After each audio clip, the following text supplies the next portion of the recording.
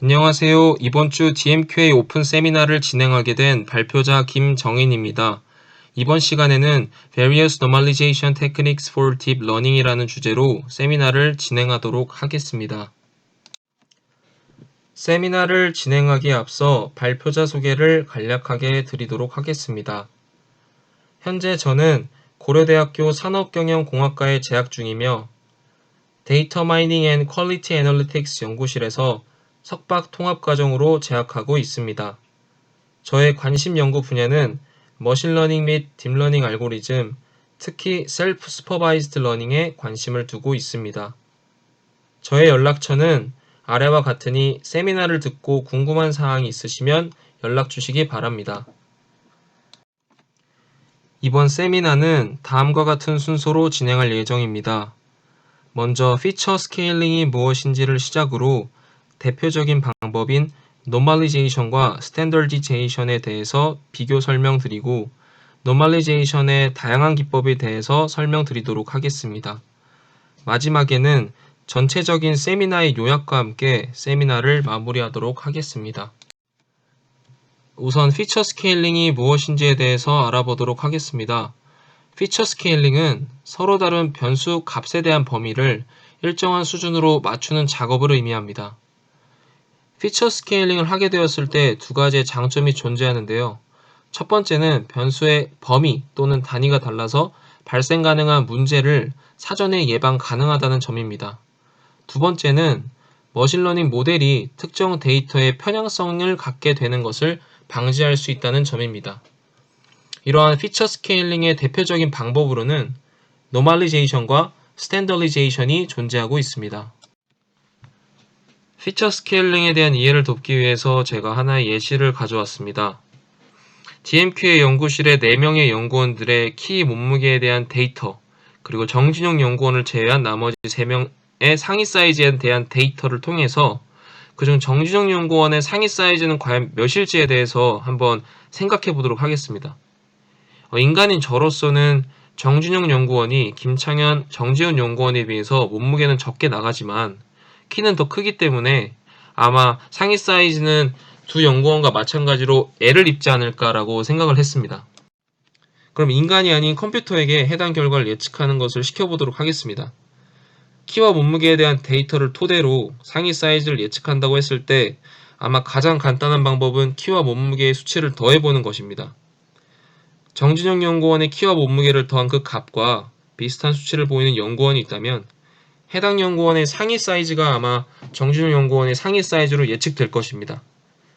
정진영 연구원의 키와 몸무게를 더한 그 수치는 보시는 결과처럼 박진영 연구원의 수치와 가까운 것을 확인할 수 있었습니다. 그럼 컴퓨터는 정진영 연구원의 상위 사이즈를 S라고 예측하는 결과를 출력하게 됩니다. 이러한 결과가 나오는 이유는 키와 몸무게의 단위가 서로 다르기 때문입니다. 즉, 이 정확한 분석을 위해서는 데이터의 피처를 서로 정교화시켜주는 작업이 필요하게 됩니다. 예측 결과를 좀 더 정확하게 확인할 수 있다는 장점 이외에도 피처 스케일링에는 여러 가지 장점이 존재합니다. 그 중에서 가장 큰 장점은 아마 경사광법 알고리즘의 수렴 속도를 빠르게 할 수 있다는 점이라고 생각합니다. 왼쪽 그림에서 보시는 것처럼 스케일링을 하지 않았을 경우에는 경사광법 알고리즘이 목표 지점까지 찾아가는데 오랜 시간이 걸리는 반면에 스케일링을 사용했을 경우에 목표 지점까지 좀 더 빠르게 도달 가능하게 됩니다. 피처 스케일링의 대표적인 방법으로 노멀리제이션과 스탠더디제이션을 들 수 있습니다. 노멀리제이션 같은 경우는 입력된 데이터들을 모두 0과 1 사이의 값으로 변환하는 방법이라고 말할 수 있습니다. 아래 식을 보시면 변수들, x 변수들의 맥스 값과 민 값을 활용을 해서 스케일링을 하기 때문에 노멀리제이션을 민맥스 스케일링이라고도 부르기도 합니다. 노멀리제이션과 비교되어 설명될 수 있는 피처 스케일링의 한 방법인 스탠더디제이션 같은 경우는 데이터들이 정규 분포를 따른다는 가정 하에 입력된 데이터들의 정규 분포를 평균이 0이고 분산이 1인 표준 정규 분포로 변환하는 방법입니다. 제가 뒤이어서 설명드릴 배치 노멀리제이션, 레이어, 인스턴스, 그룹 노멀리제이션 같은 경우에 여기서 말한 노멀리제이션이 지금 제가 설명드렸던 스탠더디제이션과 동일한 것으로 보시면 될 것 같습니다. 노멀리제이션의 여러 가지 기법 중에서 첫 번째 배치 노멀리제이션에 대해서 설명드리겠습니다. 배치 노멀리제이션 같은 경우는 구글에서 연구하였고 그레디언트 즉 미분값 혹은 변화량이 매우 작아지거나 커질 때 신경망을 효과적으로 학습하지 못하는 그레디언트 베니싱 또는 익스플로이딩 문제를 해결한 어떤 획기적인 방법입니다. 또 학습 속도를 비약적으로 향상시킨 방법이라는 점에서 굉장히 주목받았습니다. 배치 노멀리제이션에 대해서 설명드리기 앞서서 그레디언트 디센트 방법에 대해서 먼저 설명드리도록 하겠습니다. 일반적인 그레디언트 디센트에서는 그레디언트를 한 번 더 업데이트하기 위해 모든 학습 데이터를 사용하게 되고 이를 통해서 얻은 그레디언트에 대한 평균으로 모델을 업데이트하게 됩니다. 이런 방식으로 하게 되었을 경우에 대용량의 데이터를 한 번에 처리하지 못하는 문제가 발생하고 이러한 이유 때문에 배치 단위로 나눠서 학습을 하는 것이 필요하게 되었습니다. 일반적인 그레디언트 디센트에서 발생한 대용량의 데이터를 잘 처리하지 못한다는 한계를 개선한 알고리즘이 스토캐스틱 그레디언트 디센트인데요. 해당 알고리즘 같은 경우는 그레디언트를 업데이트하기 위해서 일부의 데이터만을 사용하게 됩니다. 여기서 일부의 데이터라고 하는 것은 바로 배치 사이즈만큼을 말을 하는 건데 그래서 초기에 학습 데이터에서 데이터를 선택할 때 배치 사이즈만큼 데이터를 선택하게 되고 선택된 데이터를 뉴럴 네트워크 모델의 입력으로 사용하게 됩니다. 배치 단위로 학습을 진행하게 되어도 문제가 발생하는데 이 문제를 바로 Internal Covariance Shift라고 말합니다. 이 문제는 학습 과정에서 계층별로 입력의 데이터 분포가 달라진 현상을 말합니다. 아래 그림에서 보시는 것처럼 입력 데이터가 fully connected와 activation 펑션 연산을 거친 후 나오는 출력 데이터와 입력 데이터 간의 분포가 연산 전후로 달라질 수 있다는 것입니다. Stochastic Gradient Descent를 이용을 해서 배치 단위로 학습을 하게 되더라도 배치 간의 데이터의 분포가 상이해지는 문제가 발생하게 되는데 본 논문에서는 이러한 문제를 배치 노멀리제이션을 통해서 해결했다고 말하고 있습니다. 인터널 코베리언트 시프트 문제를 해결한 배치 노멀리제이션은 학습 과정에서 각 배치 단위별로 데이터가 다양한 분포를 가지더라도 배치별로 평균과 분산을 이용해 정교화하는 것을 뜻합니다. 아래 그림을 보면 배치 단위나 레이어에 따라서 입력값의 분포가 모두 다르지만 정규화를 통하여 분포를 동일하게끔 나오도록 하고 있습니다. 배치 노멀리제이션의 특이점은 평균과 분산을 조정하는 과정이 별도의 과정으로 떼어진 것이 아니라 신경망 안에 포함되어서 학습 시 평균과 분산을 조정한다는 점입니다. 배치 노멀리제이션에서 중요한 부분은 학습 단계와 추론 단계에서 조금 다르게 적용된다는 점입니다. 먼저 학습 단계를 살펴보면 학습 단계에서 정규화를 진행할 때는 배치별로 평균과 분산을 구해야 합니다. 그래야 각 배치들이 표준 정규 분포를 각각 따르게 되기 때문입니다. 아래 수식을 보면 평균과 분산이 말씀드린 것처럼 배치별로 구해지고 있는 것을 확인할 수 있고 노멀리제이션 수식을 살펴보면 분모에 입실론이라는 값이 추가되어 있는데 이는 표준 편차가 0이 되는 것을 방지하기 위함입니다. 추론 단계에서는 배치 노멀리제이션에 적용할 평균과 분산의 고정값을 사용합니다. 이는 트레이닝 이후 테스트를 진행할 때 결과로 나오는 그 y값이 디터미니스틱한 값을 가져야 하기 때문입니다. 좀 더 추가적인 설명을 드리면 추론 단계에서는 데이터가 배치 단위로 들어오지 않기 때문에 학습 시에 구했던 배치들의 표본 평균의 평균과 표본 분산의 평균을 계산해서 테스트에서의 평균과 분산으로 사용하게 됩니다. 아래 수식에서 제가 말씀드렸던 부분을 확인할 수 있고 노멀리제이션 수식에서 똑같이 입실론이 있는 이유는 트레이닝에서 입실론이 있었던 이유와 동일한 이유로 입실론이 적용되었습니다.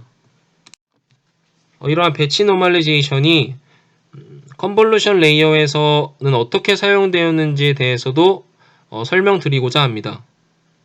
보시는 것처럼 M개의 입력 배치에 대해서 M개의 피처 맵을 도출했다고 되어 있는데 해당 내용을 다음 장표에서 좀 더 자세하게 살펴보도록 하겠습니다.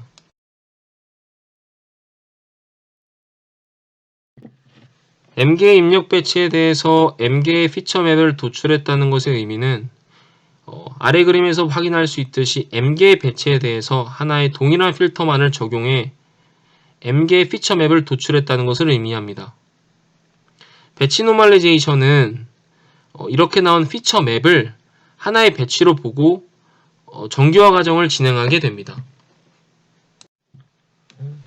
컨볼루션 레이어에서 필터 하나만을 사용하는 것보다는 그 이상의 경우가 더 많기 때문에 M개의 필터를 사용해 각각의 배치와 컨볼루션 연산을 적용해 나온 피처 맵들을 도식화해 보았습니다. 배치 노멀리제이션에서 중요한 것은 하나의 필터에서 나오는 피처 맵들을 하나의 배치로 묶어 배치 노멀리제이션, 즉 정규화 과정을 진행하게 됩니다. 배치 노멀리제이션에서 진행한 실험에 대해 간략하게 언급하도록 하겠습니다. 첫 번째 그래프는 맵리스트 데이터에 대해서 트레이닝 스텝별 테스트 어큐러시를 나타낸 그래프입니다. 배치 노멀리제이션을 적용하였을 때 성능이 더 우수하고 트레이닝 스텝이 더 적을 때에도 높은 성능을 유지하는 것을 확인할 수 있습니다. 두 번째와 세 번째 그래프는 학습이 진행됨에 따라서 입력 분포가 어떻게 변화되는지를 나타낸 그래프인데 두 번째 그래프에서는 배치 노멀리제이션을 사용하지 않았을 때 입력 분포가 굉장히 불안정한 것을 확인할 수 있었고 세 번째 그래프 같은 경우 배치 노멀리제이션을 적용하였을 때는 입력 분포가 굉장히 안정적인 것을 확인할 수 있었습니다. 레이어 노멀리제이션은 토론토 대학에서 연구한 논문이고 배치 노멀리제이션의 단점을 보완한 방법론입니다. 앞서 설명드렸던 배치 노멀리제이션의 단점이라 하면 크게 세 가지를 줄 수 있는데 첫 번째는 시퀀스 데이터의 적용이 어렵다는 것과 배치 사이즈가 작다면 전체 데이터셋 표현이 어렵다는 점, 그리고 마지막 시퀀스의 길이에 따라서 입력이 종종 달라지기 때문에 RNN에 적용하기 어렵다는 점이 있습니다.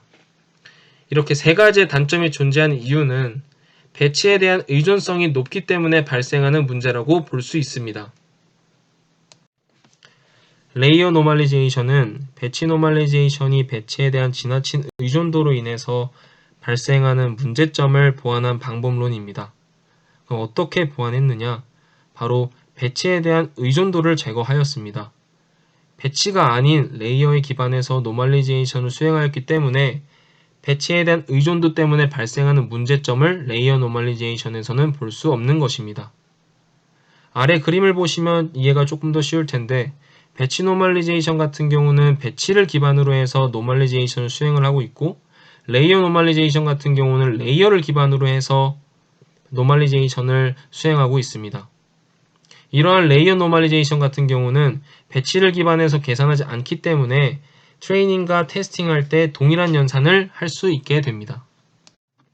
배치 노멀리제이션 논문에서 살펴봤던 것과 마찬가지로 컨볼루션 레이어에서의 레이어 노멀리제이션이 어떻게 진행되는지에 대해서 한번 살펴보도록 하겠습니다. 아래에는 M개의 필터가 있다면 M개의 피처 맵이 결과로 도출된다라는 말이 있는데 해당 문구에 대해서는 다음 장표에서 자세하게 설명드리도록 하겠습니다. M개의 필터가 있다면 M개의 피처 맵이 결과로 도출된다라고 하는 것에 대한 도식화를 하는 그림입니다. 보시는 것처럼 하나의 입력과 M개의 필터가 있을 때 둘 간의 컨볼루션 연산을 통해서 나온 M개의 피처 맵에 대해서 레이어 노멀리제이션을 수행하게 됩니다. 그림에서 직관적으로 확인할 수 있듯이 배치에 따라서 노멀리제이션을 수행하는 것이 아니라 레이어를 기반으로 해서 노멀리제이션을 수행하는 것을 확인할 수 있습니다. 본 그림은 M개의 필터와 B개의 입력 배치에 대해서 컨볼루션 연산을 통해서 나온 피처 맵을 도식화한 그림입니다. 배치 노멀리제이션에서 살펴봤던 것과 달리 레이어 노멀리제이션은 하나의 입력 배치에 대해서 M개의 필터 각각과의 컨볼루션 연산을 통해서 나온 피처 맵들에 대해서 노멀리제이션을 수행하였고 이는 배치 단위가 아닌 레이어를 기반으로 노멀리제이션을 수행하였다는 것을 본 그림을 통해서 확인할 수 있습니다.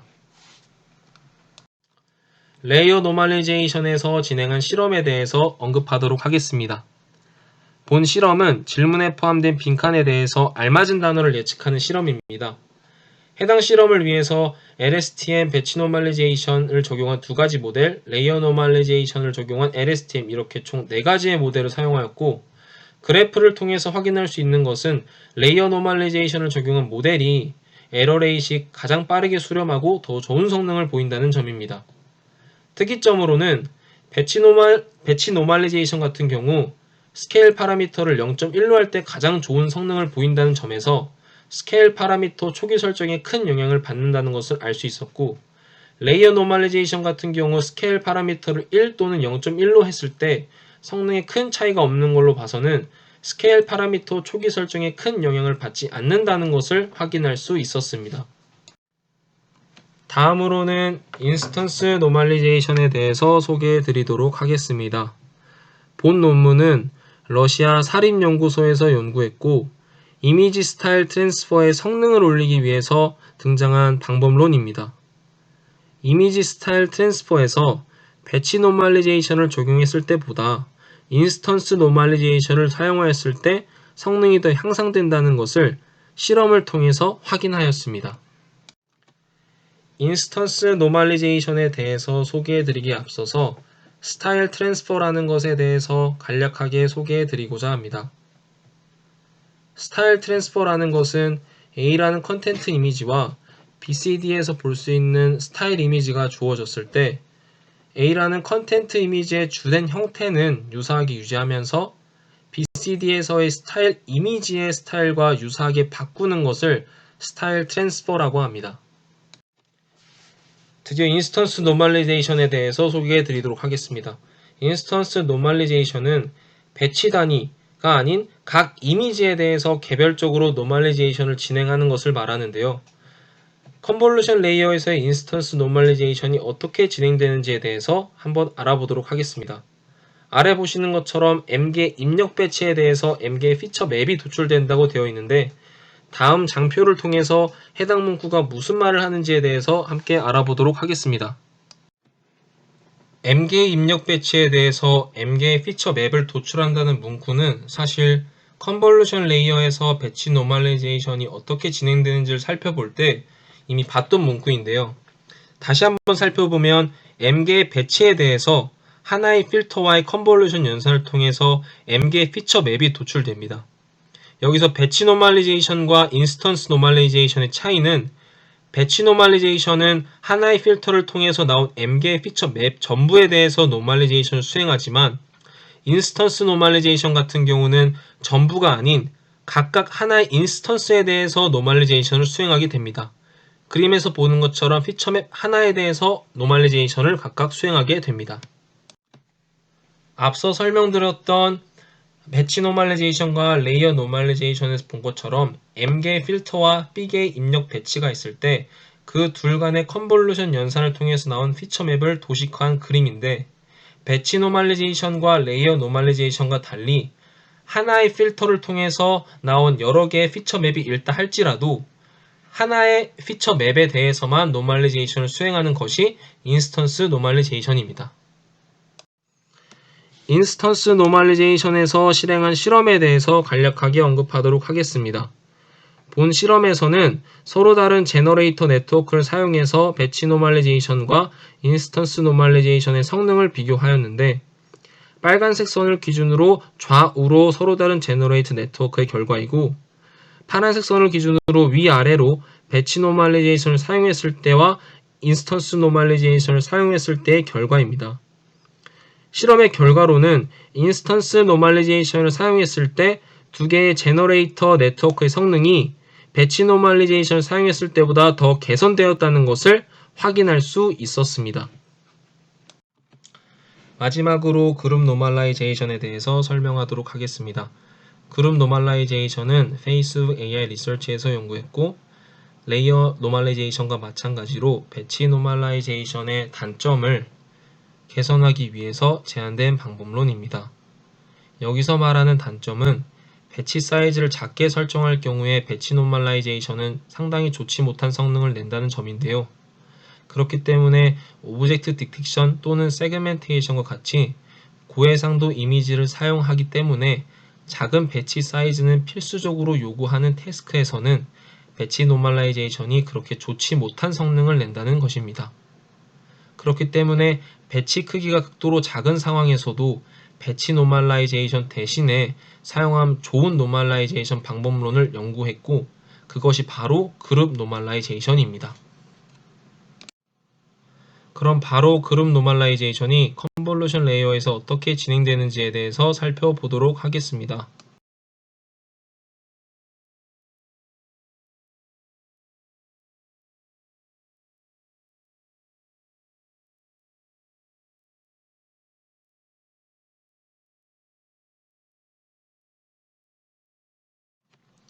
지금까지 보신 것처럼 M개의 필터와 B개의 입력 배치가 있을 때 둘 간의 컨볼루션 연산을 통해서 추출된 피처 맵에 대해서 도식화한 그림입니다.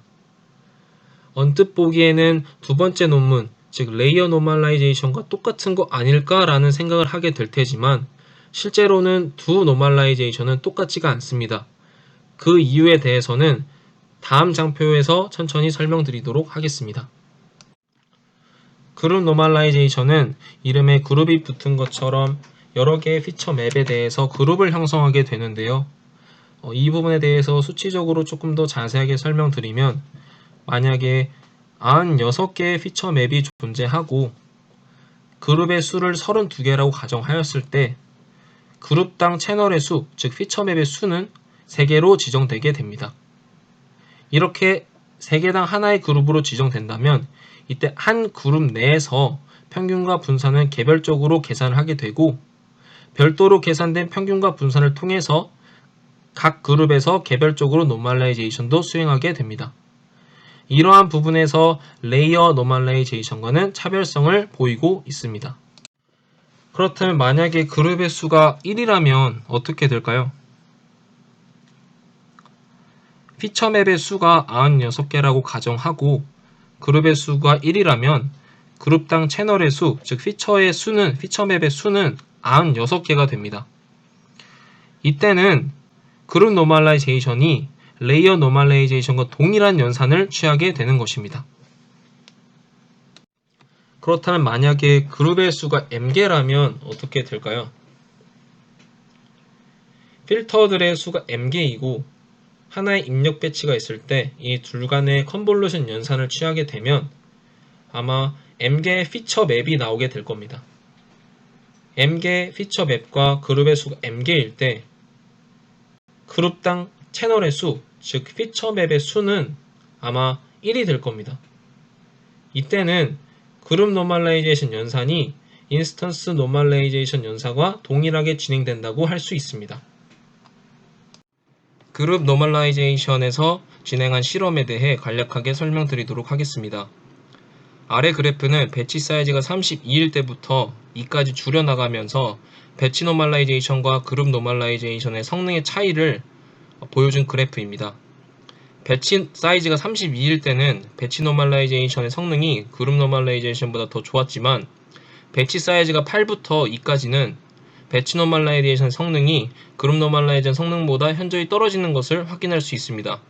특히 배치 사이즈가 2일 때는 배치놈과 그룹놈 사이의 성능 차이가 극심하게 드러나는 것을 확인할 수 있습니다. 여기서 중요한 것은 그룹 노멀라이제이션은 배치 사이즈의 변화에도 불구하고 안정적인 에러를 보인다는 것입니다. 네, 결론입니다. 데이터 피처 단위가 달라 정확한 분석이 어려울 때는 피처 스케일링이 꼭 필요합니다. 이러한 피처 스케일링의 대표적인 방법으로는 노멀라이제이션과 스탠다리제이션이 존재하고 있습니다. 스탠다리제이션에 대한 다양한 기법들에 대해서도 소개해 드렸는데요. 그중 배치 노멀라이제이션을 시작으로 배치 노멀라이제이션의 단점을 보완했던 논문들이 나왔고, 레이어 노멀라이제이션, 인스턴스 노멀라이제이션, 그룹 노멀라이제이션 순으로 제한되었습니다. 오늘 세미나를 위해서 참고한 문헌은 해당 페이지에서 참고할 수 있습니다. 이것으로 세미나를 마치겠습니다. 긴 시간 들어주셔서 감사합니다.